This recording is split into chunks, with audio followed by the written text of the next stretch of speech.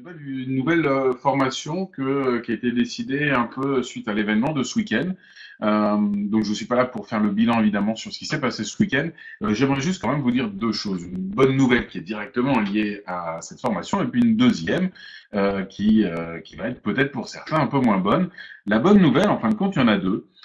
C'est que Genève va vraiment passer la vitesse supérieure, surtout en Europe, surtout pour nous.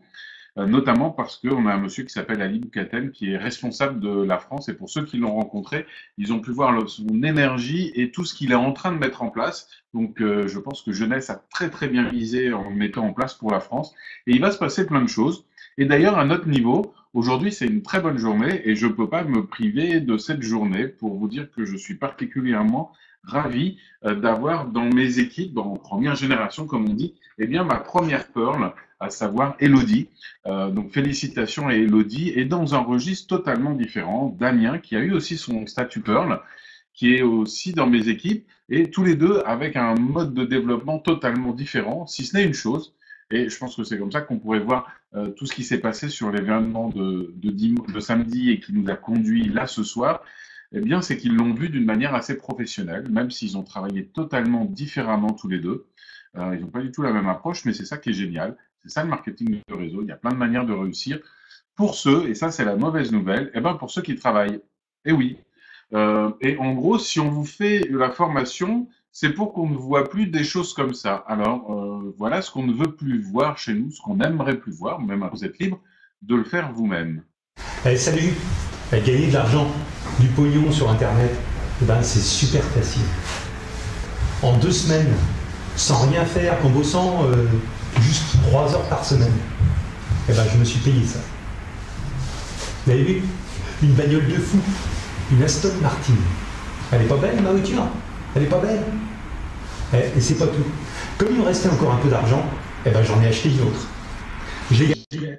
Voilà. Alors vous avez compris, c'est ça qu'on veut pas voir, à savoir, c'est facile, tu vas voir, viens, on a tous entendu ce discours, on a tous vu des belles Ferrari, des piscines, des villas, des yachts que, à part quelques milliardaires, personne, même dans le marketing de réseau, ne peut s'offrir. En fin de compte, il faut qu'on arrête de faire rêver les gens, il faut qu'on les mette face à la réalité du marketing de réseau et qui est suffisamment puissante à elle toute seule. Alors, avec tous les partenaires autour de Joy, on a réfléchi à des nouvelles formations et on s'est dit qu'une chose importante, c'était justement bien démarrer ces 48 premières heures et peut-être même un petit peu avant, à savoir qu'il y a 2 phases pour moi qui sont importantes. C'est avant le démarrage et c'est 48 heures.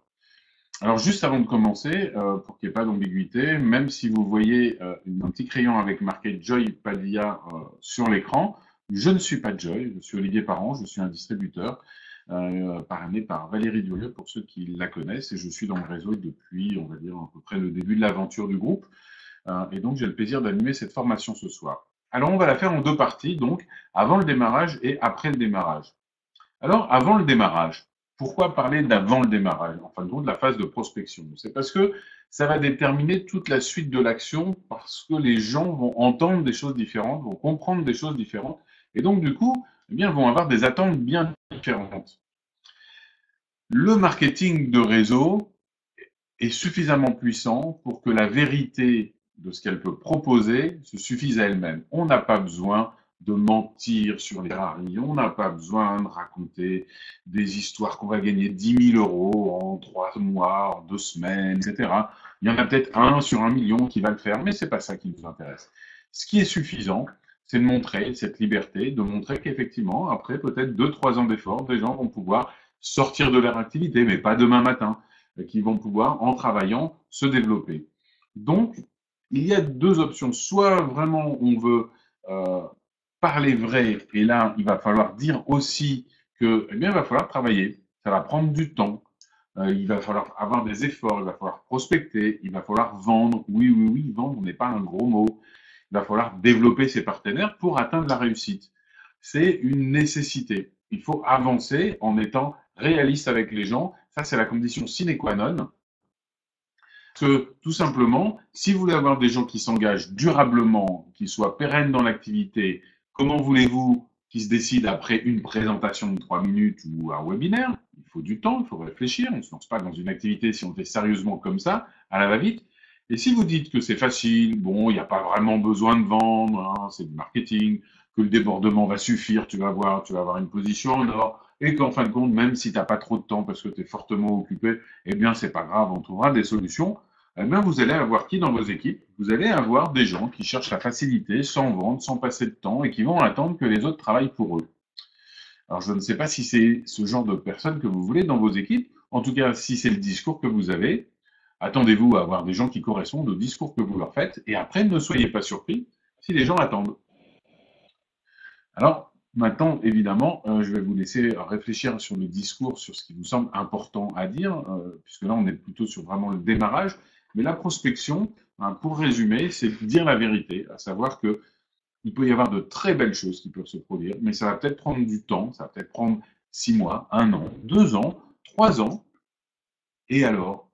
Et alors, la vie est tellement longue maintenant que si, au bout de 3 ans, on peut proposer à des gens d'avoir l'équivalent de leur salaire ou plus, et qu'ils puissent se libérer après peut-être 3 ans d'une activité pour avoir une vraie liberté et la faire fructifier, c'est déjà une opportunité unique en son genre. Donc ça ne sert à rien d'en rajouter, les gens ne vont pas vous croire, les gens ne sont pas naïfs, hein, et tous ceux qui ont essayé donc des approches de marketing ou proches de gagner de l'argent en faisant rien ont vu ce que ça donnait. Évidemment, ça ne peut pas marcher, tout simplement parce qu'on fait partie de l'économie de commerce, qu'on le veuille ou non.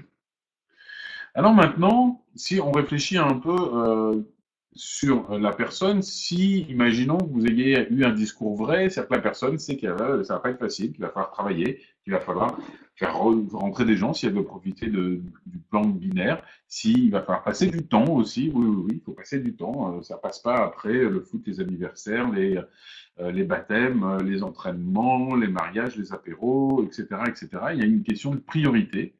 Si on a ce discours, on va pouvoir alors dire à la personne, si elle souhaite s'engager, écoute, tu auras 2 options, grosso modo, c'est 2 chemins qu'on peut proposer aux gens. Le premier, c'est tu es indépendant. Tu as la liberté de faire tout ce que tu veux tout seul. Tu as le droit. Et à ce moment-là, eh bien moi, je serai là pour répondre à tes questions, à tes besoins. Je serai là pour être là juste pour répondre à des questions techniques. Et je vais te laisser tranquille sur le développement, les formations, les stratégies, tout ce qu'on met en place. Eh bien là-dessus, je ne vais pas m'attarder puisque tu veux te développer tout seul.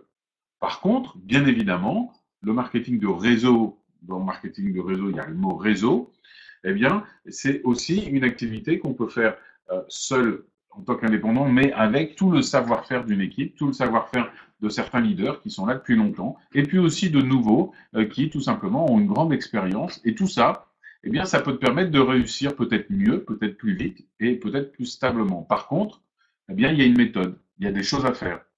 Ça ne se fait pas comme ça. Et c'est là où, si on n'a pas prévenu avant qu'il fallait travailler, qu'il fallait se bloquer du temps pour faire des réunions, pour faire des webinaires, si on ne lui a pas dit qu'il y avait des événements, si on ne lui a pas dit tout ça, eh bien évidemment, après, la personne, elle ne va pas avoir de temps pour vous, elle ne va jamais aller au webinaire, elle ne va jamais aller aux événements, elle ne va jamais rencontrer des gens, elle ne va jamais prospecter si vous ne lui avez pas dit avant. Si vous avez fait le boulot proprement, en disant juste la vérité, la personne, ça ne va pas la surprendre. Et vous allez lui dire, la première chose à faire, c'est de bloquer 2 heures, sous les 48 heures à venir, il faut le faire tout de suite, avec vous, la personne qui va aller engager votre filleul. Alors si évidemment la personne suit la première option, vous avez compris, on est juste là pour lui donner des renseignements. Si elle prend la deuxième option, il va falloir qu'elle suive un chemin. Évidemment, il faut lui dire, il faut être respectueux de la personne, qu'elle a le droit de passer de l'un à l'autre quand elle veut. À un moment, elle peut en avoir assez et vouloir revenir travailler toute seule, ou à un autre moment, elle peut dire, écoute, j'ai essayé, ce que je pensais être la meilleure solution, ça ne marche pas. En fin de compte, ce que vous faites, ça a l'air de m'intéresser de plus en plus parce que je vois des gens qui réussissent. J'aimerais bien comprendre ce que vous faites. Et là, il va falloir dire, OK, mais tu sais qu'il faut travailler, il faudra passer du temps, il faudra être présent, etc. Et on va commencer par se bloquer 2 heures. Alors, on se bloque les 2 heures dans les 48 heures.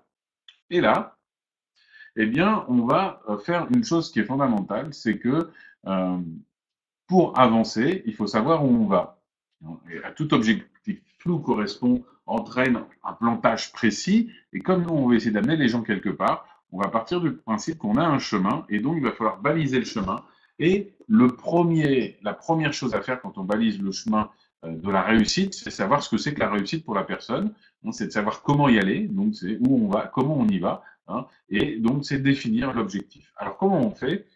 On vous a concocté un document. Alors pour le moment, c'est la version 1, j'allais dire, même si c'est la version 2, c'est la version 1 que je présente là. Certainement, pendant l'été, on va mettre des ajustements et avec les leaders, pendant le mois de juillet et août, on va continuer à peaufiner tout ça. Mais déjà, c'est largement utilisable à 95%. Alors ce document, je vous donnerai évidemment une adresse où vous pourrez tous le télécharger tout à l'heure.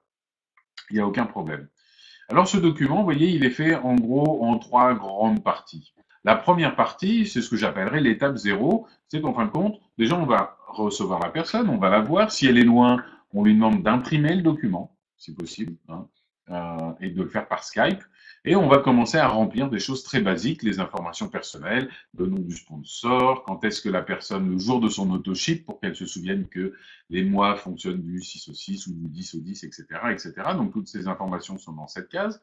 Et puis on va aussi lui donner ses uplines pour qu'elle sache que, eh bien, son Diamond Director, c'est Alex Arnold, et puis il y a d'autres personnes, jusqu'à son parrain direct pour qu'elle ait les uplines importantes, qu'elle sache se retrouver dans son arborescence. Ça, je veux dire, c'est juste des informations administratives presque. Donc ça, c'est très facile, ça prend quelques minutes, hein, c'est juste pour expliquer les choses. Après, on rentre dans la partie importante. Fixez vos objectifs qu'on trouve ici. Alors, je sais, pour l'avoir subi en tant que nouveau et puis pour l'avoir fait ou pas fait en tant qu'ancien, que personne n'aime qu'on l'aide à définir ses propres objectifs. Beaucoup adoreraient qu'on fixe les objectifs aux autres, mais très peu aiment qu'on le fasse. Pourquoi? Parce que poser sur le papier des objectifs, c'est prendre le risque, eh bien, qu'ils ne se réalisent pas. Et c'est beaucoup plus facile de dire non, mais moi, je n'en ai pas besoin, se fixer des objectifs, c'est risquer d'être déçu, moi, je veux avancer, etc., etc. Donc, il va falloir que vous luttiez vraiment pour dire à la personne, écoute, si tu veux qu'on rentre dans le process, il va falloir que tu suives les règles du jeu. Si tu veux pas remplir le document, il n'y a pas de problème. À ce moment-là, je te remets dans l'autre catégorie, hein, vous vous souvenez, hein, il y avait 2 catégories. Donc, à ce moment-là, si tu veux pas remplir le document, il n'y a pas de problème. Tu es libre de faire ce que tu veux, mais voilà, tu es là, c'est pas un problème. C'est bon pour moi. Marc, désolé pour le son, ça doit être de ton côté, et si c'est du mien, je n'y peux rien. Donc, objectifs. Alors, les objectifs, il y en a de plusieurs sortes. Là, on va essayer de se focaliser en dehors du côté financier, qui est un peu nécessaire. On va essayer de se focaliser sur ce que la personne contrôle. Alors, qu'est-ce que la personne contrôle? Eh bien, son engagement. Donc, une des premières choses qu'on va faire, c'est on va dire, OK, combien de temps tu es prêt à travailler par semaine? Parce que tant que la personne ne pose pas d'heure, vous le savez, vous le voyez autour de vous, la personne travaille à des petits moments, entre 2 coups de fil, entre machin et trucs, entre 2 appels téléphoniques. Et puis, en fin de compte, si on cumulait le temps de travail des partenaires, on s'aperçoit qu'ils ne travailleraient pas beaucoup.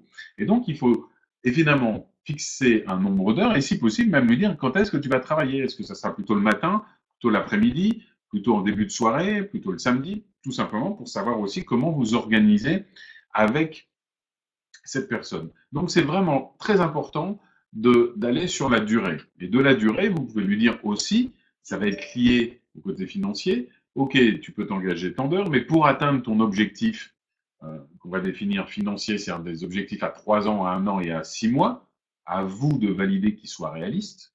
Si vous ne savez pas, c'est pour ça que vous avez des uplines. Eh bien, combien de temps tu es prêt à travailler X heures par semaine? Parce que si la personne vous dit, je veux gagner 1000 euros en travaillant 10 heures par semaine, mais pendant 2 semaines, voilà, vous pourrez lui dire, OK, 1000 euros, c'est X boîtes d'HLS, est-ce que tu es prêt à les faire? Mais voilà, donc il va falloir que vous mettiez tout ça en corrélation. Donc, combien d'heures on est prêt à travailler par semaine? Donc, c'est les cases que vous voyez ici. Quels sont les objectifs que tu te fixes? Et on a le droit de les changer tout le temps. Hein. On ne fait pas un combat où on va faire de la peine de prison si on ne remplit pas ses objectifs. Si après 3 mois, on veut changer ses objectifs, on prend sa feuille de papier et on change les objectifs. La seule chose, c'est qu'il faut en avoir. Et après, ce que j'ai mis sur style de vie, en fin de compte, c'est quels sont les objectifs dans ta vie? Qu'est-ce que tu vas poursuivre? Gagner de l'argent, c'est pas pour gagner de l'argent, enfin j'espère. J'espère que c'est pour en faire quelque chose. Donc, c'est quoi ton objectif? C'est t'offrir un local pour faire fonctionner ton association? C'est réparer la piscine, changer de voiture, offrir des vacances à tes enfants, leur offrir un voyage, je sais pas, mais c'est quoi tes objectifs? Et puis, on finit là-dessus sur un élément. L'élément, c'est pour prouver à la personne qu'elle est sur le bon chemin. C'est-à-dire que quel que soit l'endroit où on va, ce qui est important, c'est que le premier pas soit dans la bonne direction. Parce que si, quand vous faites le premier pas, vous ne savez pas si vous vous rapprochez de votre objectif, ou si vous éloignez, vous aurez du mal à l'atteindre à la fin. Donc la question, c'est quel est le plus petit objectif que tu pourrais avoir qui va juste te montrer que tu es sur la bonne voie.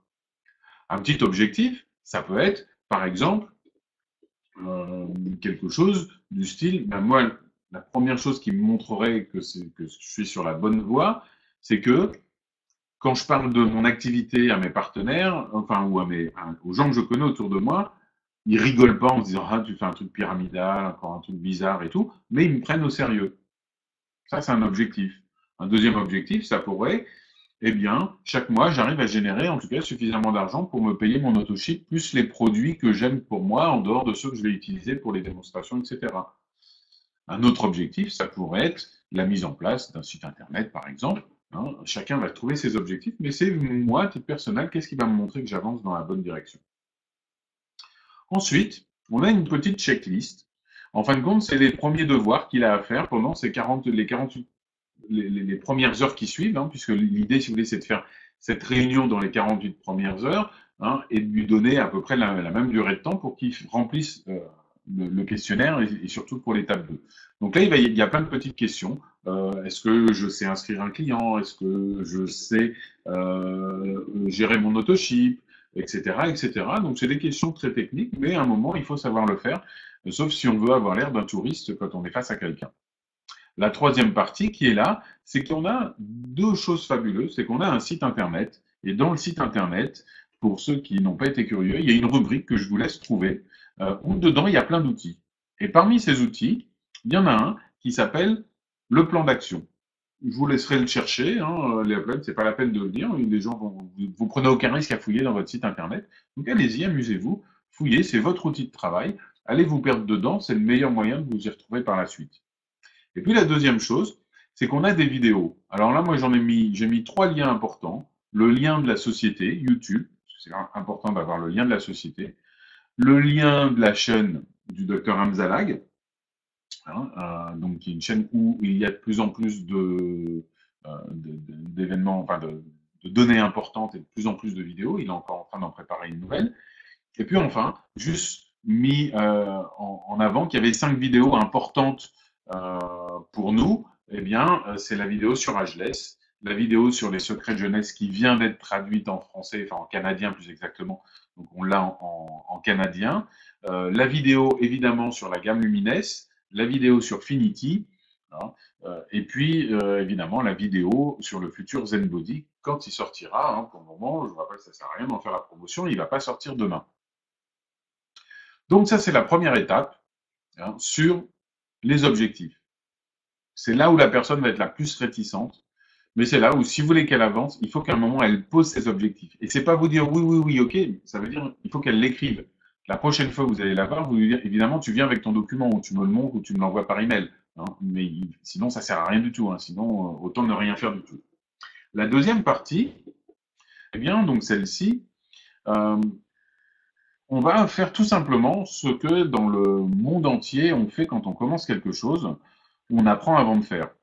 Si demain vous rentrez dans une entreprise, quel que soit votre poste, même si vous êtes directeur d'un grand service avec 30 ans d'expérience, on ne va pas vous dire, ben voilà, votre bureau est là, asseyez-vous et commencez.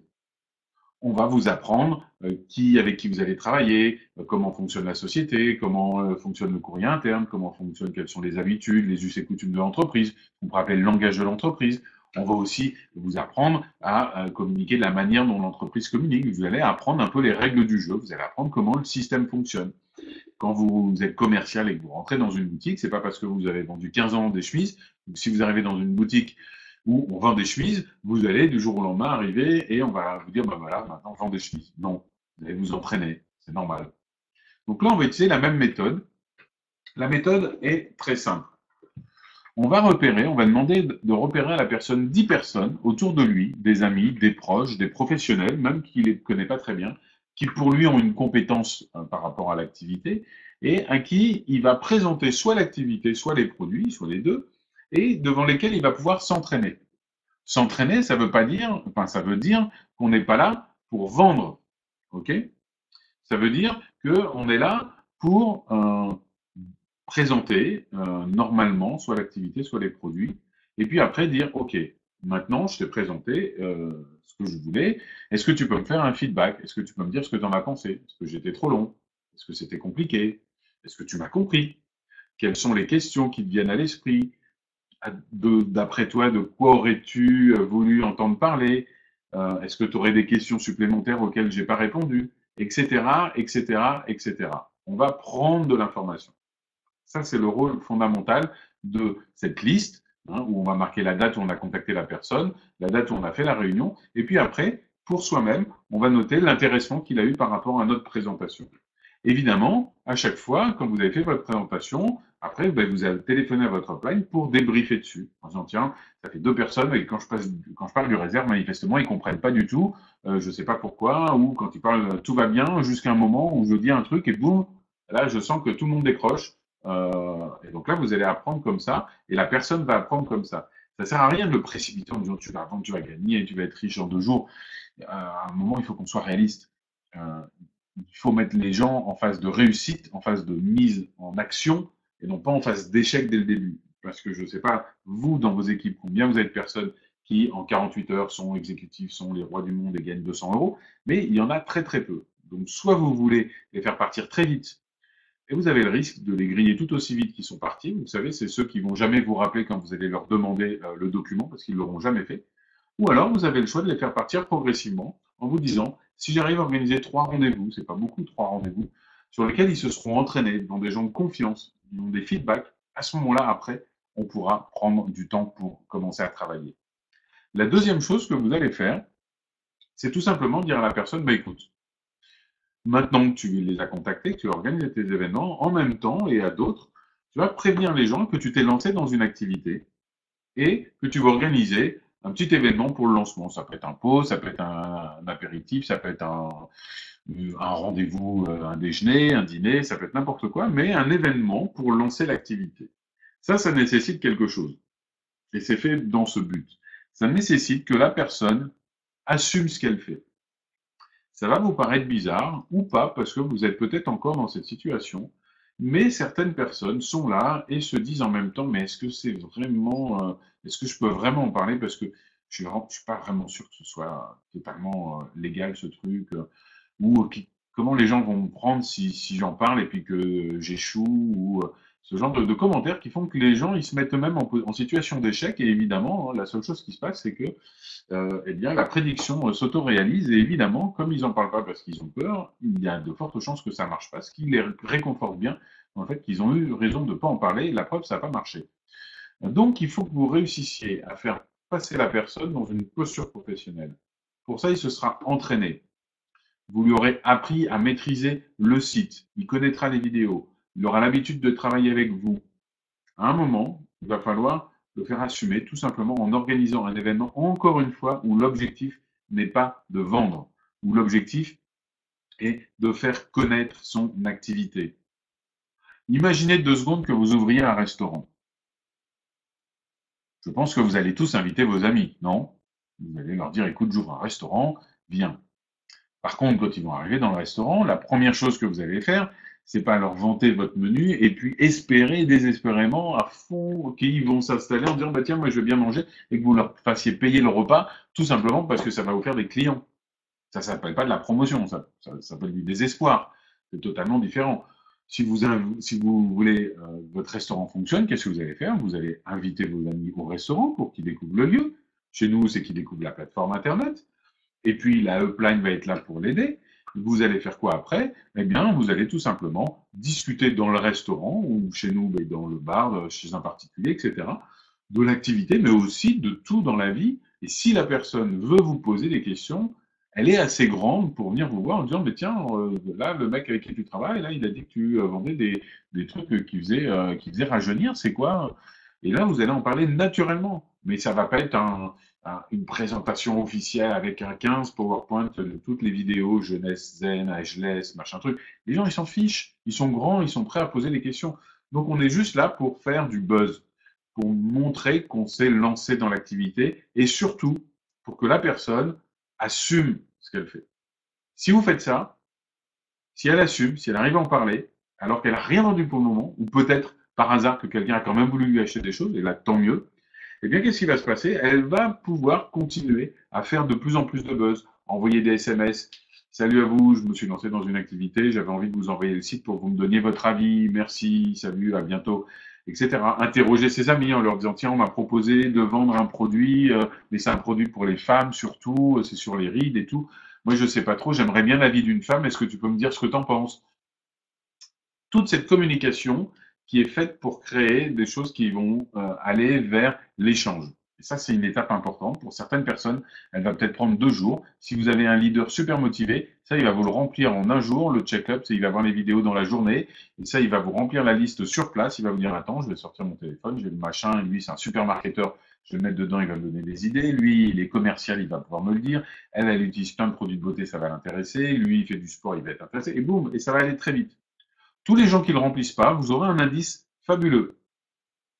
C'est qu'ils vont tout faire pour retarder leur mise en action.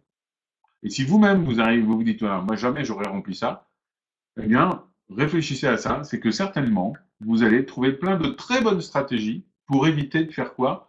Pour éviter d'être en action de vente et en action de développement.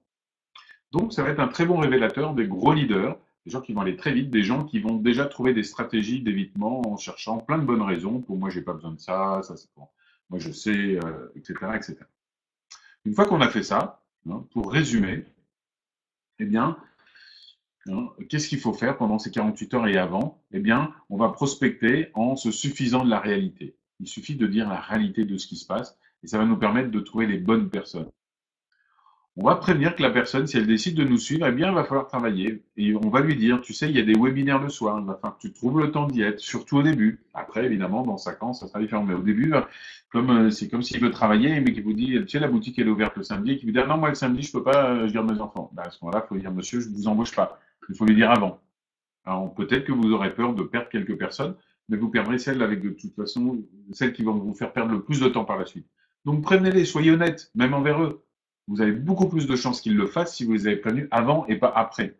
D'accord? Faire connaître les règles de jeu, c'est ça que ça va lui permettre. De savoir dans quoi ils s'engagent. Et ça, c'est quand même, ne serait-ce qu'en termes d'honnêteté, c'est quand même fondamental de trouver des partenaires en sachant ce à quoi ils doivent s'attendre après et qu'ils ne le découvrent pas une fois qu'ils vous ont pris un pack en disant yes, ça y est, j'ai mon pack en plus. Hein, pensez aux gens, pensez pas à vous là-dedans. Et que plus vous allez mettre les gens en action rapidement, plus ils vont commencer tôt, non pas en se focalisant sur la vente ou sur le réseau, parce que ça c'est dans une deuxième étape. Peut-être que pour certains ça sera 24 heures après, mais au début il faut que les gens se sentent à l'aise et qu'ils prennent leur posture d'assumer ce qu'ils font. Tant qu'ils n'ont pas assumé ce qu'ils font, ils ne vont pas avancer. Réfléchissez à tous vos partenaires qui vous trouvent plein de belles stratégies pour pas faire de contact, pour pas faire de réunion, pour pas faire de vente, surtout ceux qui ne font pas de vente, hein, c'est évident que c'est ça.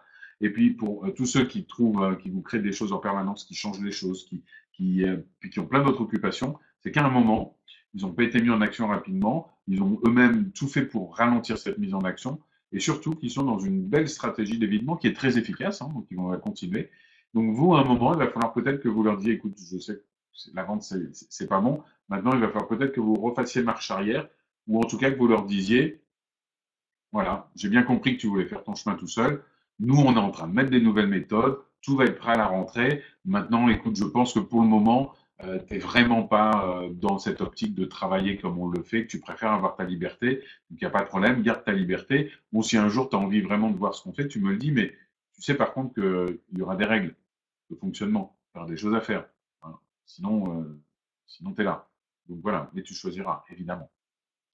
Donc voilà un peu, et alors vous voyez, il y a un beau lien en haut, en bas. Donc sur ce lien, si vous ouvrez une page du navigateur, que vous tapez https://goo.gl/c majuscule Z minuscule. Tu vois rien Arnaud? Eh bien Arnaud, tu n'as pas de chance.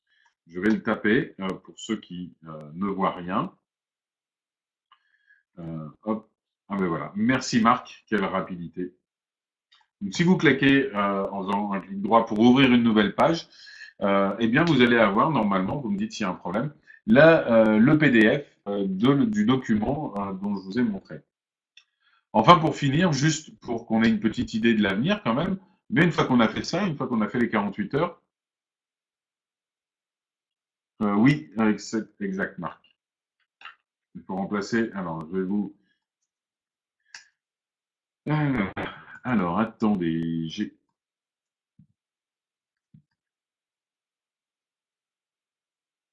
c'est ça, on va être rapide. Vous cliquez normalement, vous aurez le lien. Manifestement, il y en a qui l'ont trouvé. Elodie a trouvé le lien, donc les deux liens doivent marcher. En tout cas, voilà pour les documents. Et donc, juste pour l'avenir, je vous disais, une fois que on a mis la personne en posture d'assumer son rôle, d'avoir vu qu'il peut en parler aux gens et que les gens, il n'est pas obligé d'en parler comme un vendeur, il n'est pas obligé d'en parler comme un recruteur, il peut en parler tout simplement comme une action, comme tous les gens parlent de leur métier, simplement. Et donc après, évidemment, votre job, ça va être de débriefer sur les rendez-vous qu'il a fait d'entraînement et puis sur les premiers autres rendez-vous, de participer à son lancement, à son pot de lancement pour faire le welcome ou un autre leader si vous n'êtes pas juste à côté géographiquement, en tout cas quelqu'un qui a un peu plus de recul sur l'activité. L'accompagner lors de alors c'est pas de ses premières, enfin de ses, c'est un S enfin, donc de ses trois premières présentations, hein, pas celles d'entraînement, mais par la suite. Après, c'est à vous de l'accompagner sur les premières présentations ou évidemment par Skype. Et dans tous les cas, de toute façon, de systématiser les appels à trois, de faire en sorte que à toute rencontre passe obligatoirement par un appel avec la upline. Regardez statistiquement le nombre de prospections qui s'arrêtent parce qu'il n'y a pas eu d'appel à trois. Vous verrez, c'est vraiment flagrant que le nombre est trop important, tout simplement parce que la personne se dit non, non, mais c'est bon, je maîtrise, je vais le faire tout seul. Et puis ensuite, évidemment, vous avez en tant que upline, si vous demande de faire des choses, vous avez le rôle du contrôleur. C'est jamais agréable, mais vérifiez qu'il maîtrise le site internet, les fiches, les produits. Ne répondez pas à ces questions s'il peut trouver la réponse tout de suite, tout seul, pardon. Dites-lui où il doit chercher, mais laissez-le chercher.